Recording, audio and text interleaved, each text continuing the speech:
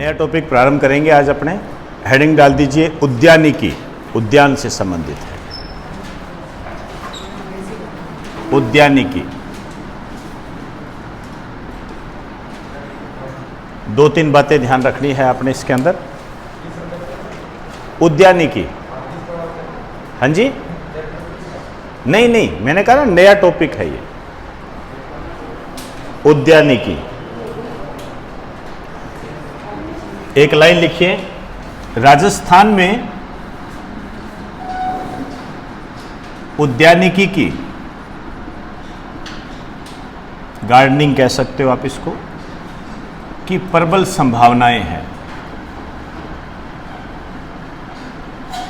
उद्यानिकी की प्रबल संभावनाएं हैं।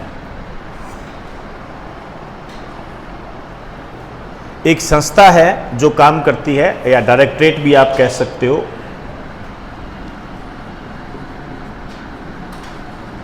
संबंधित निदेशालय, डायरेक्टरेट कह सकते हो आप इसको। यह है उद्यानिकी निदेशालय।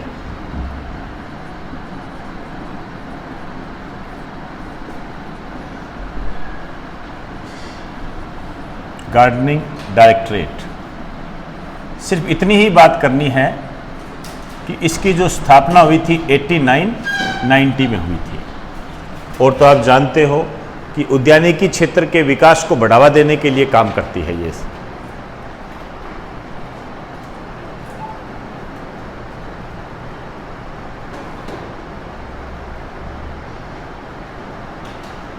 एक लाइन लिख दीजिए, चाहे यहां पे लिखो,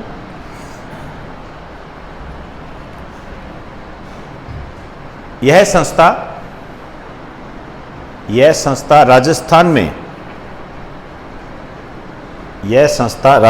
में उद्यानिकी क्षेत्र को बढ़ावा देने का काम करती है। उद्यानिकी क्षेत्र को बढ़ावा देने का काम करती है।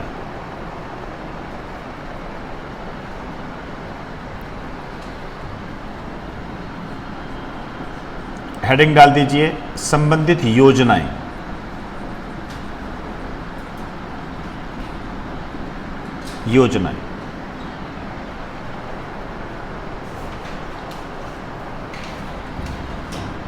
पहला लिखिए राष्ट्रीय बागवानी मिशन। नाम से ही पता लग गया होगा, सेंट्रल गवर्नमेंट की योजना है, लेकिन आपको यह ध्यान रखना है कि राजस्थान में कितने जिलों में चलाई जा रही है।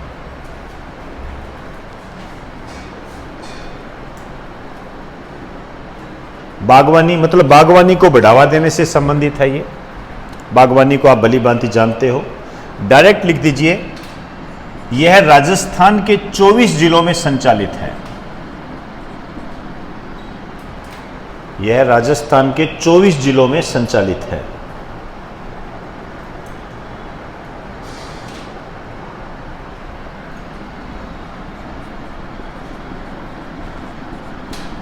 अब क्या काम किया जा रहा है इसके तहत? पहला लिखिए, फल व मसालों के बगीचे लगाए जा रहे हैं।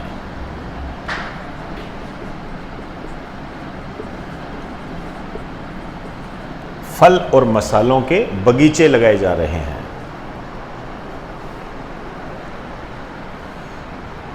अब इतना तो आप जानते हो, चाहे सब्जियां हैं, चाहे फल है, चाहे मसाले हैं, इनमें क्या रोग बहुत लगते हैं। ऐसा होता है ना, गेहूं है, चावल है, इनमें रोग कम लगेंगे, लेकिन सब्जियों में रोग ज्यादा लग, जैसे बैंगन काणा होता ही होता है होता है ना, ऐसे उसकी सब्जी में ऐसा गुण होगा ही होगा। तो कीटों के जो कीट रोग होते हैं उनका प्रबंधन किया जा रहा है। दूसरा लिखिए,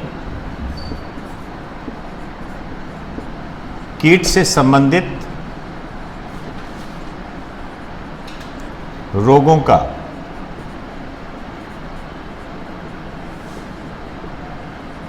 प्रबंधन किया जा रहा है। कीट से संबंधित रोगों का प्रबंधन किया जा रहा है।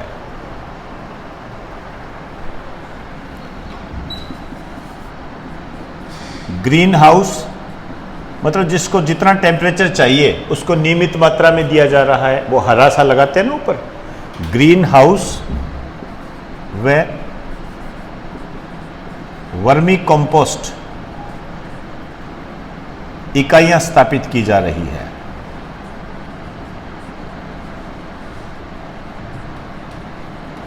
इकाइयां स्थापित की जा रही है। वर्मी कंपोस्ट क्या होता है? जैसे खाद से संबंधित होता है ना, केचुए की खाद वगैरह हो गई, उसको अलग अलग यूनिट के रूप में स्थापित किया जा रहा है। तो ये बागवानी मिशन है।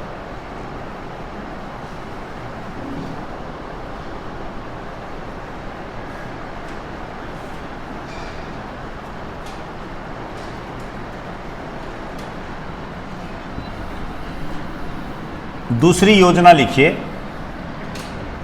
प्रधानमंत्री कृषि सिंचाई योजना।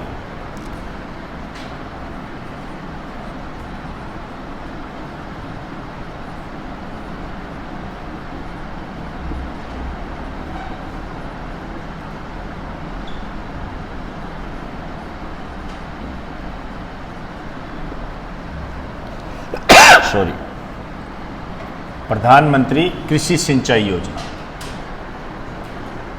सिंचाई से संबंधित है। तो लघु सिंचाई पद्धति प्रारंभ की गई है। लघु सिंचाई पद्धति क्या होती है? जैसे ड्रिप सिंचाई पद्धति हो गई, फव्वारा सिंचाई पद्धति होगी, इसको लघु सिंचाई पद्धति कहते हैं।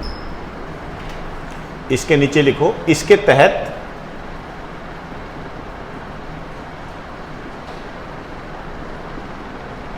लघु सिंचाई पद्धति प्रारंभ की गई है।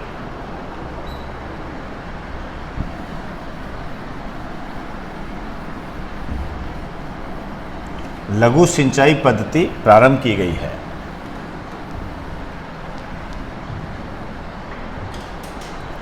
अब ये लघु सिंचाई पद्धति क्या होती है?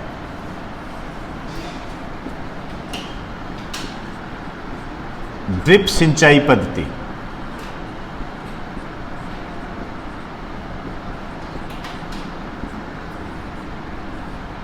ड्रिप सिंचाई पद्धति, ड्रिप ड्रिप बूंद बूंद पद्धति। जैसे ग्लूकोज की बोतल लगाते हैं तो बूंद बूंद ग्लूकोज जाता है ना, उस टाइप से पानी, जहां बहुत कम पानी होता है, जहां पानी की कमी होती है और फसलों को उगाया जाता है, ये पद्धति बहुत लाभदायक है। और ये इजराइल से ली गई है। ये लिख दीजिए, यह पद्धति इजराइल की देन है। ये आया हुआ आपके क्वेश्चन। और दूसरी है फव्वारा सिंचाई पद्धति। ये फव्वारा के माध्यम से है। जैसे बीच में आपने देखा होगा कई बार फव्वारा चला देते हैं, घूमता घूमता सबको गार्डन वगैरह में लगे होते हैं ना, फव्वारा सिंचाई पद्धति।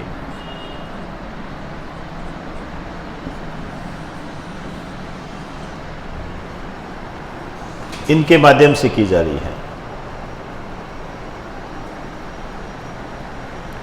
अब देखिए, इसके माध्यम से कितना सिंचित क्षेत्र है, इसके माध्यम से कितना सिंचित क्षेत्र है। ऐसे लिखना, दिसंबर 2020 तक सिंचित क्षेत्र, ये आंकड़े हैं, ध्यान रखने हैं आपने। तो ड्रिप सिंचाई से जो सिंचित हुआ है ये है 13,775 हेक्टेयर। 13,775 हेक्टेयर इतना सिंचित हुआ है। 13,755 हेक्टेयर। और ये जो हुआ है 28,526 हेक्टेयर। तो ड्रिप सिंचाई पद्धति से राजस्थान में दिसंबर 2020 तक सिंचित होने वाला क्षेत्र कितना है? 13,500 हेक्टेयर लगभग। और फव्वारा सिंचाई पद्धति से 28,526 हेक्टेयर। इसका मतलब हम जो काम कर रहे हैं, पानी को बचाने का काम कर रहे हैं और कम पानी में ही फसलों को उगाने की क्षमता रख रहे हैं, ये बात है। एक आपने ध्यान रखना है, छोटा सा नोट डाल के लिखिए, नोट डाल के लिखिए।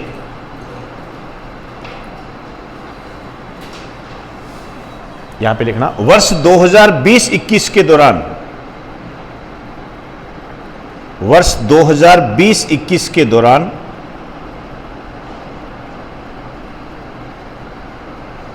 दिसंबर 2020 तक, वर्ष 2020-21 के दौरान दिसंबर 2020 तक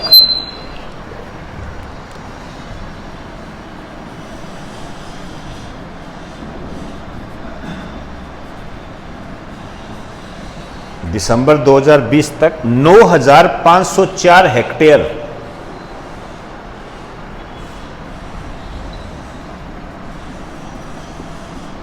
अतिरिक्त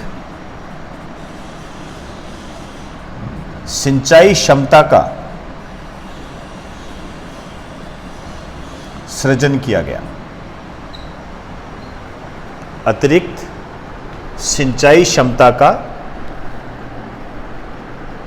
सृजन किया गया।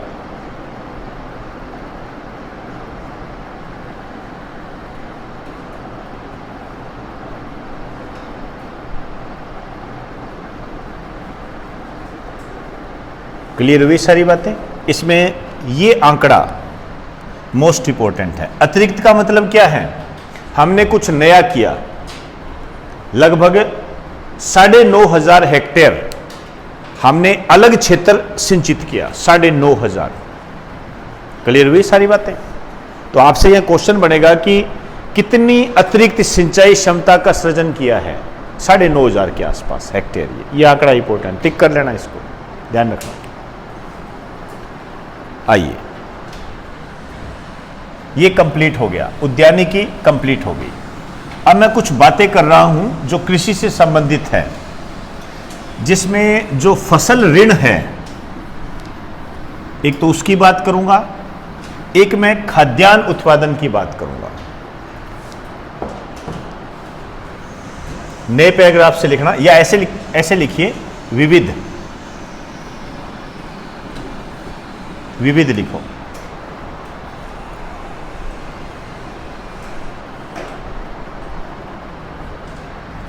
पहला लिखिए, राजस्थान में कुल खाद्यान्न उत्पादन। मैं 2020-21 की आर्थिक समीक्षा की बात कर रहा हूं, ध्यान रखना, लेटेस्ट आंकड़ा है ये। कुल खाद्यान्न उत्पादन 271.33 लाख टन।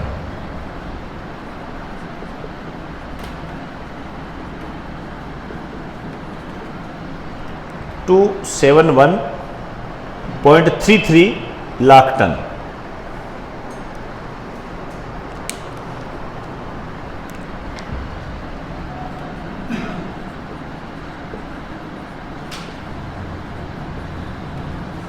पिछले वर्ष की तुलना में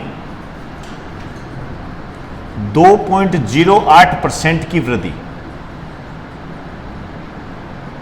अब एक तो ये आंकड़ा याद रखना है, एक ये आंकड़ा याद रखना है। 271.33 लाख टन इतना खाद्यान्न उत्पादन हुआ राजस्थान में, और पिछले वर्ष की तुलना करते हैं तो बढ़ोतरी हुई है।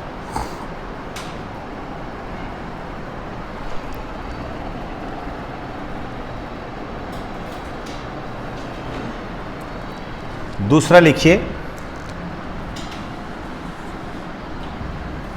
पेज के बीच में लिखना, चालू कीमतों पर वर्ष 2020-21 में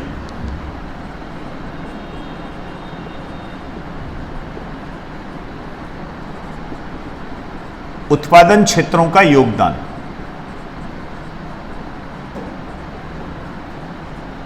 उत्पादन क्षेत्रों का योगदान, इसको लगा दीजिए मोस्ट इंपोर्टेंट। उत्पादन क्षेत्र कौन कौन से होते हैं? उत्पादन क्षेत्र प्राथमिक, द्वितीयक, तृतीयक होते हैं।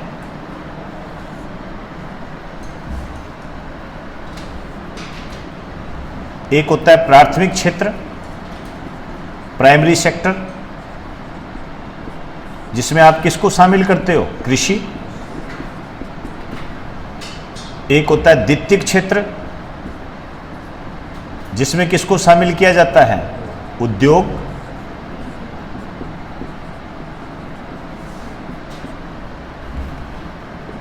तीसरा होता है तृतीयक क्षेत्र, टर्सरी सेक्टर,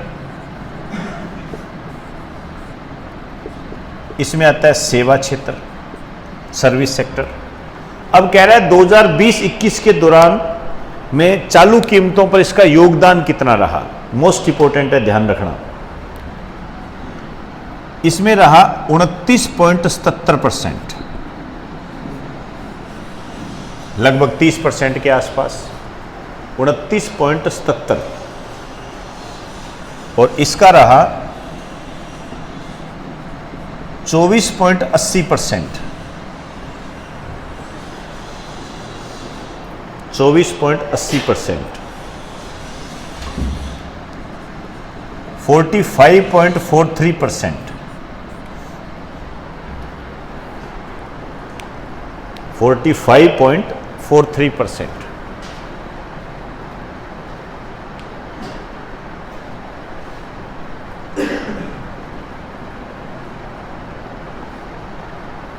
अब आप देखिए, आपसे एक तो परसेंटेज पूछा जाता है कि कितना योगदान रहा कृषि, उद्योग, सेवा।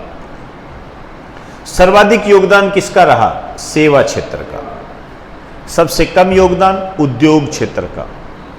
और यदि क्रम से व्यवस्थित करा दे तो सेवा इज ग्रेटर देन कृषि, इज ग्रेटर देन उद्योग। लिख दीजिए, सेवा इज ग्रेटर देन कृषि, इज ग्रेटर देन उद्योग।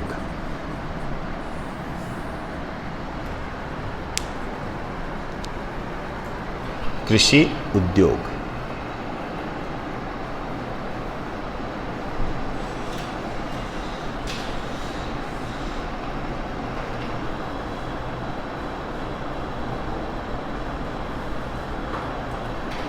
आइए,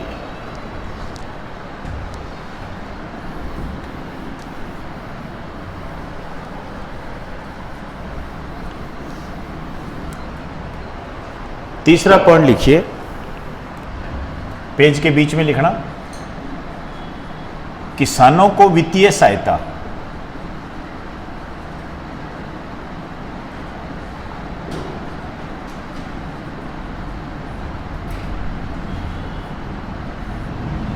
किसानों को वित्तीय सहायता।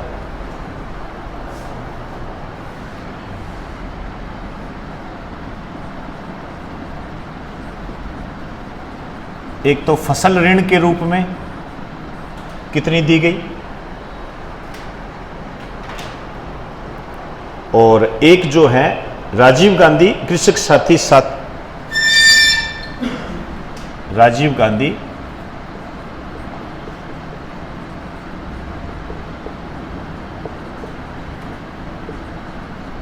कृषक साथी सहायता योजना के तहत।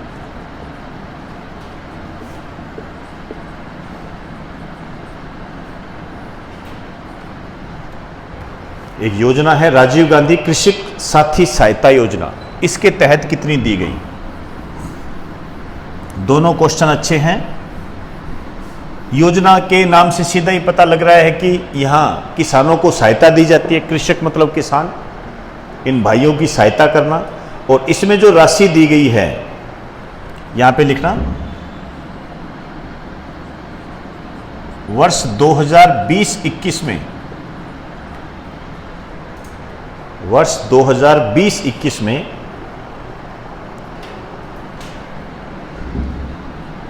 1345 किसानों को, अंडरलाइन करें, 1345 किसानों को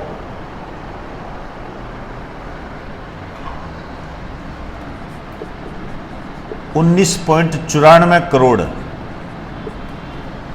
19.94 करोड़ की सहायता दी गई।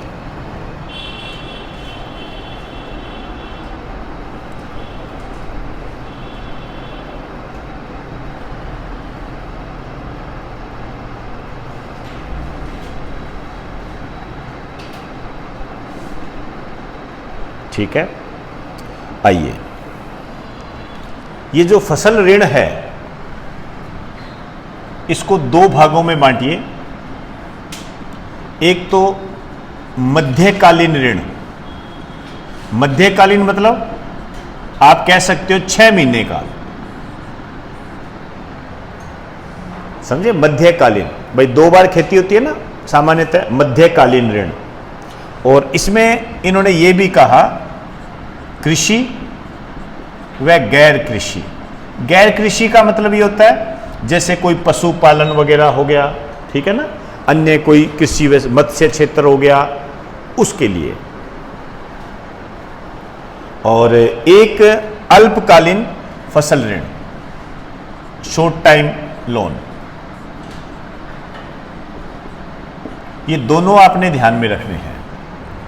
जो मध्यकालीन ऋण दिया गया ये तो था 244.31 करोड़।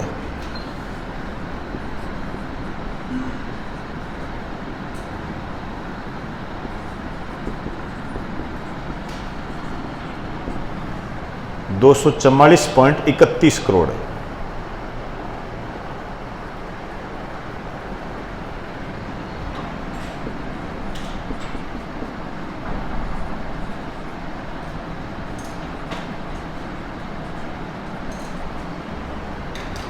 और जो अल्पकालीन ऋण दिया गया 11,007.74 करोड़।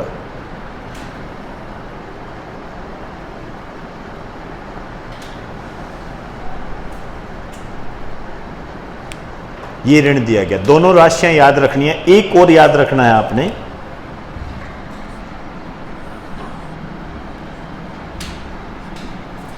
ये है वर्ष 2020-21 में,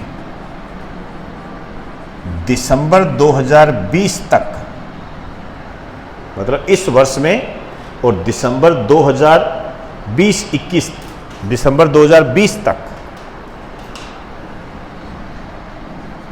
24.97 लाख किसानों को,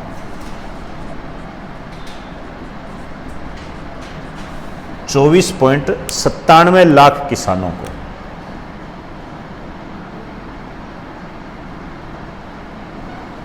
एक ये आंकड़ा याद रखना है, एक ये रखना है, और एक ये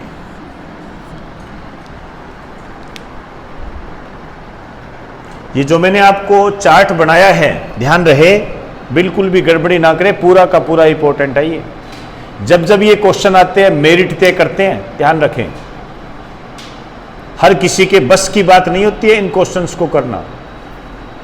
ये जब क्वेश्चन आते हैं लोग पढ़कर छोड़ देते हैं कि आंकड़ों वाला है, ये तो नहीं आएगा, कर ही नहीं सकते हम इसको। ध्यान रखिए, ये इस टाइप का क्वेश्चन नहीं है कि राजस्थान में सबसे ज्यादा किस नस्ल की भेड़ पाई जाती है और किस नस्ल के घोड़े पाए जाते हैं, जो कि सबको आते हैं। ध्यान रहे इस बात का, इनको आपने तैयार करना है। 15-15 बार पढ़ोगे तब जाके उम्मीद बनेगी कि आपके आंकड़े याद रहेंगे। ये हाँ, इतना जरूर है, जो आंकड़े आपको लिखा रहा हूं 95% यहीं से आएंगे, और 95 का मतलब 100% ही होता है। ध्यान रहे ये, बस ये तो जरूर करना पड़ेगा, और तो बाद की बातें हैं। आइए अब हम बात करते हैं, हाँ, एक पशुपालन हम स्टार्ट करेंगे, लेकिन पशुपालन से पहले मुझे ये बताओ, कुसुम योजना करा दी थी क्या? नहीं कराई क्या?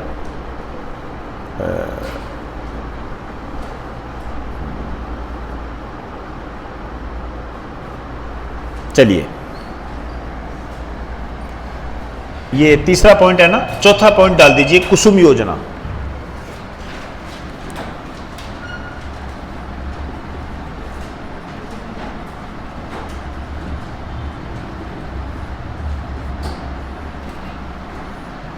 कुसुम योजना, वैसे पूरा नाम इसका पीएम कुसुम योजना है। अभी थोड़े टाइम पहले मैंने इसके बारे में बताया भी था।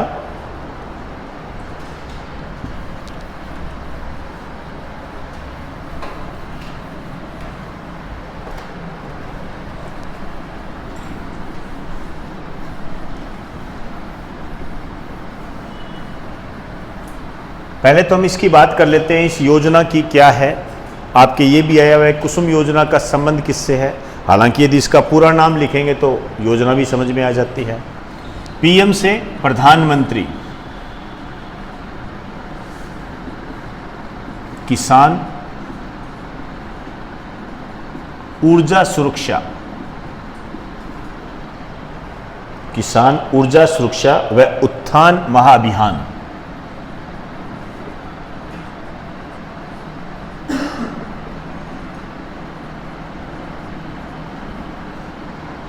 किसान ऊर्जा सुरक्षा व उत्थान महाअभियान, इसकी जो स्टार्टिंग हुई थी 2019-20 में,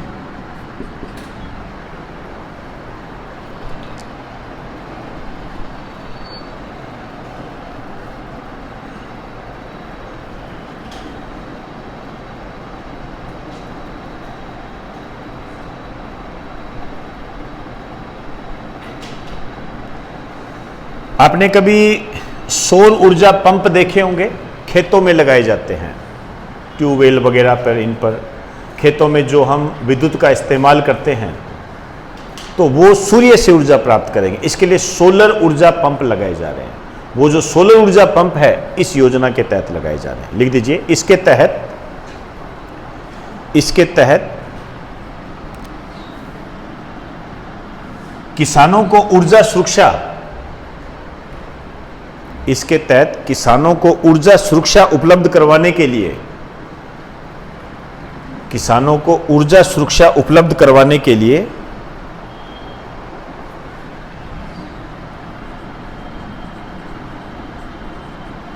सौर ऊर्जा पंप लगाए जा रहे हैं। सौर ऊर्जा पंप लगाए जा रहे हैं।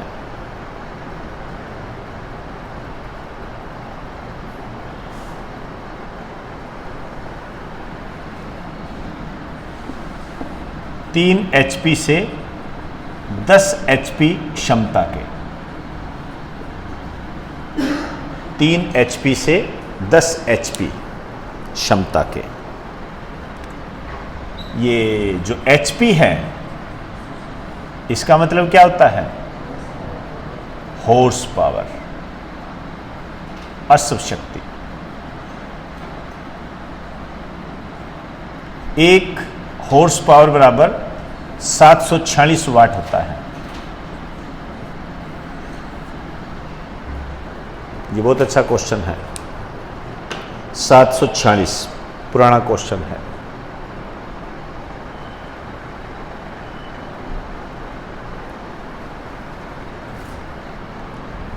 अब देखिए, इसको वित्त पोषित कौन कर रहा है? एक तो वर्ल्ड बैंक कर रहा है इसको। वर्ल्ड बैंक 40% पैसा दे रहा है। World bank. आपसे पूछा जा सकता है कि कुसुम योजना किसके द्वारा वित्त पोषित है? वर्ल्ड बैंक के द्वारा। और बच गया जो 60% पूंजी है, ये सेंट्रल गवर्नमेंट और स्टेट गवर्नमेंट की है। यहां पर जो सेंट्रल गवर्नमेंट और स्टेट गवर्नमेंट का जो रेशियो है 30%, 30% ऐसे। तो ये ध्यान रखें, कुसुम योजना आपके पूछी जा चुकी है।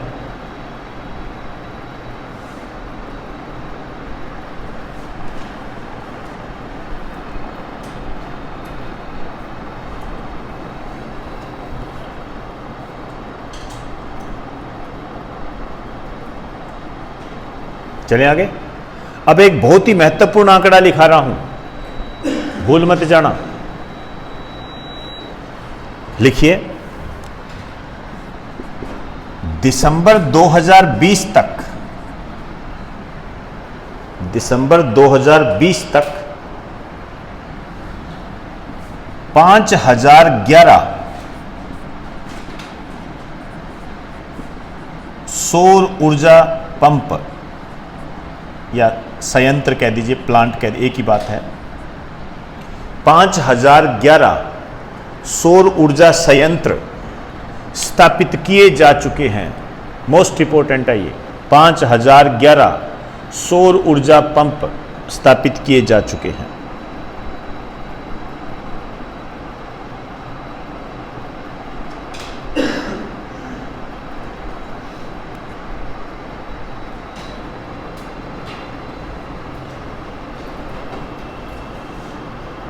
आइए, ये कंप्लीट हो गया। अब आइए नए पेज से हेडिंग डालिए पशुपालन। अब वैसे आपको पशुपालन मैंने करवा दिया था, ठीक है, वो अलग बातें थी, नस्ल वगैरह थी, लेकिन इसमें मैं कुछ आंकड़े लेकर आया हूं। वहां मैंने आपको पशु गणना भी करवा दी थी, नए बच्चे हैं उनका बाद में रिपीट हो जाएगा, लेकिन यहां मैं कुछ नए आंकड़े लेकर आया हूं, उनका ध्यान रखना है आज।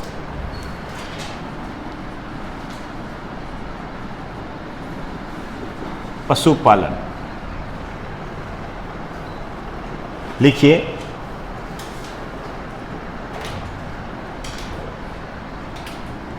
भारत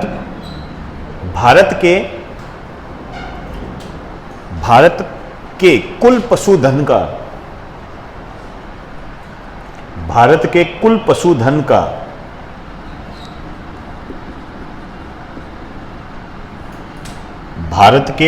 पशुधन का 10.58%, भारत के कुल पशुधन का 10.58% पशुधन राजस्थान में है। तो राजस्थान में 10.58% पशुधन है। जितने भी पशुधन भारत के अंदर है 100 मान के चलें तो 10.58 जो है ये भारत में है। आप मोटे तौर पर 10 मान लीजिए।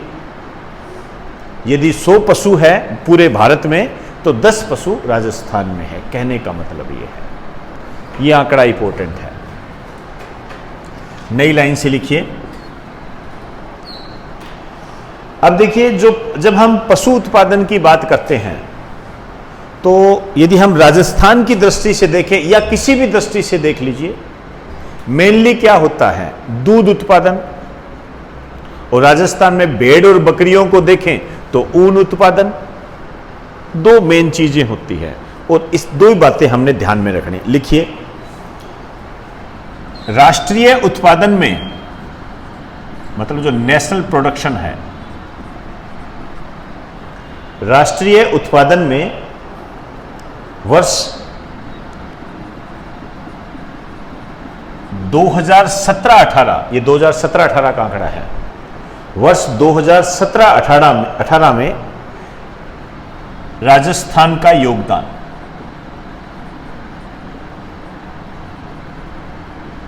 ओवरऑल जो नेशनल प्रोडक्ट है उसकी बात कर रहे हैं हम। मैं दो बातें करूंगा, एक तो दूध उत्पादन में कितना योगदान है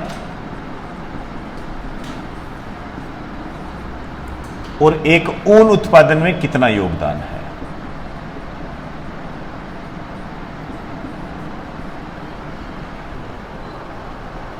तो राजस्थान का दूध उत्पादन में जो योगदान है यह है 12.75%।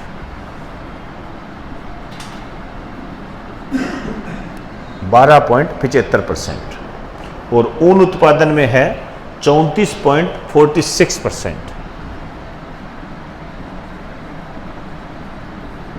34.46% ये ऊन उत्पादन में है। ये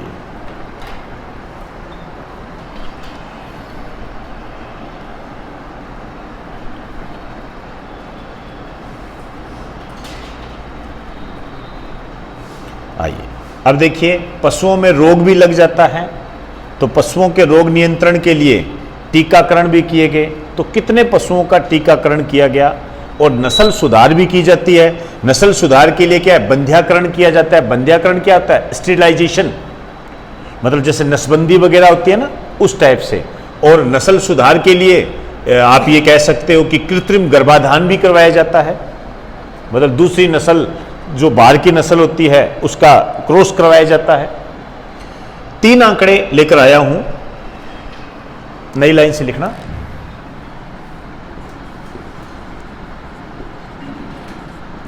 पशुओं में रोग नियंत्रण के लिए,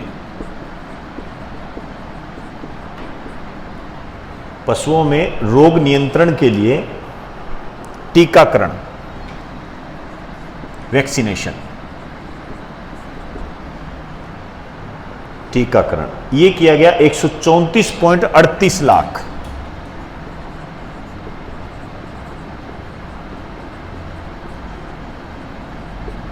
इनका टीकाकरण किया गया।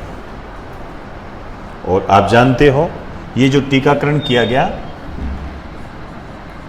वर्ष 2020-21 में 134.38 लाख पशु, इनका टीकाकरण किया गया।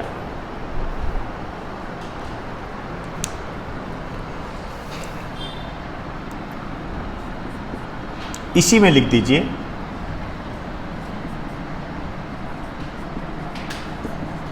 नस्ल सुधार के प्रयास। तो नस्ल सुधार के लिए एक तो स्टेरिलाइजेशन किया जाता है, बंध्याकरण किया जाता है, एक कृत्रिम गर्भाधान, मतलब कृत्रिम रूप से पशुओं में गर्भ धारण करवाना। और बंध्याकरण जो किया गया इसको भी आगे दो भागों में बांटा गया, एक बड़े पशु और एक छोटे पशु।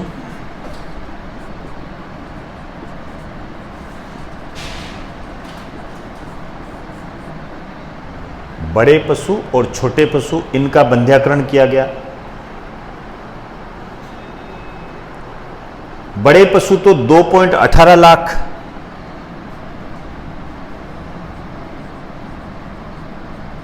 इनका बंध्याकरण किया गया। और जो छोटे पशु थे ये थे 3.88 लाख। ये सारे डाटा इंपॉर्टेंट है।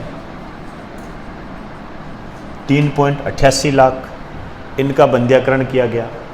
और जो कृत्रिम गर्भाधान है ये किया गया 24.62 लाख।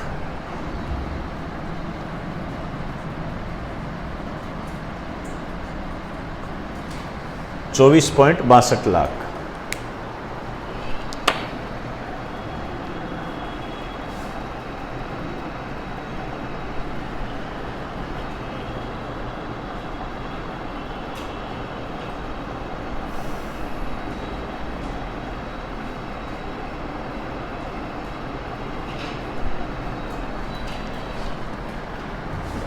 चले, ये तीनों आंकड़े इंपॉर्टेंट है, चारों। ये सबसे ज्यादा महत्वपूर्ण है। ये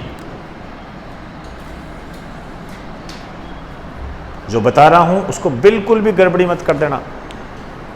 आंकड़े पहले की बजाय कम हो गए हैं।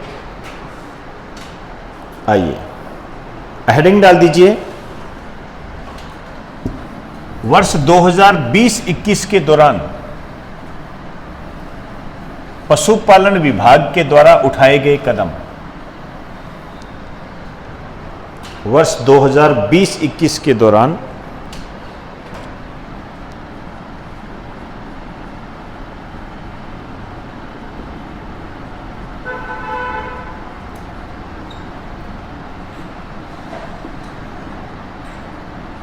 पशुपालन विभाग के द्वारा उठाए गए कदम। पशुपालन विभाग के द्वारा उठाए गए कदम। देखिए, एक खुरपका और मुंह पका रोग होता है गाय और भैंस में। खुरपका और मुंह पका, मुंह सूज जाता है, पैर जो होते हैं, खुर जो होते हैं, ये खराब हो जाते हैं। उसके लिए टीकाकरण अभियान चलाया जा रहा है। पहला लिखिए, गाय व भैंस में होने वाले, गाय व भैंस में होने वाले खुरपका व मुंह पका रोग के लिए टीकाकरण अभियान चलाया गया। टीकाकरण अभियान चलाया गया।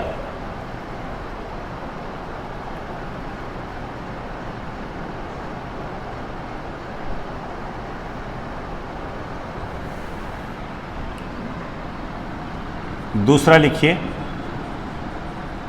राष्ट्रीय पशुधन मिशन।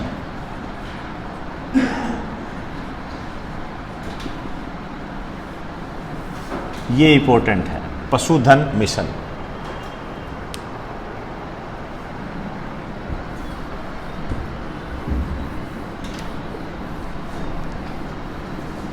राष्ट्रीय पशुधन मिशन।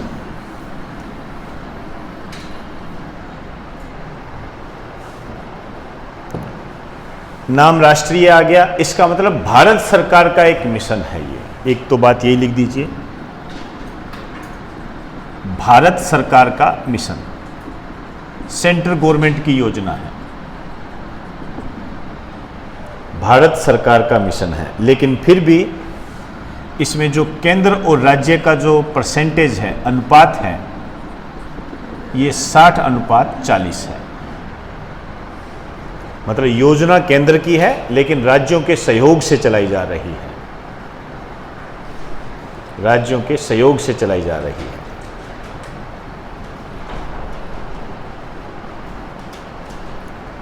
देखिए, जो भेड़ और बकरी है उसकी नस्लों में सुधार से संबंधित है, भेड़ और बकरी। एक लाइन लिखिए, इसके तहत राजस्थान में इसके तहत राजस्थान में भेड़ व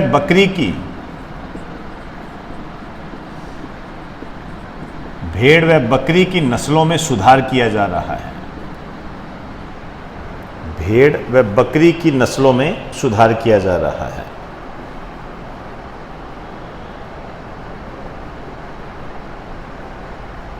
तो पर्टिकुलरली आपसे पूछा जाए कि राष्ट्रीय पशुधन मिशन के तहत राजस्थान में किन पशुओं की नस्लों में सुधार किया जा रहा है? भेड़ और बकरी, ध्यान रखना। दूसरा क्वेश्चन ये बनता है कि ये राजस्थान के कौन से जिले में संचालित है? नई लाइन से लिखिए, यह राजस्थान के निम्न जिलों में संचालित है। राजस्थान के निम्न जिलों में संचालित है, निम्न जिलों में संचालित है। अजमेर, जयपुर, सीकर, अजमेर है, जयपुर है, सीकर है, राजसमंद है,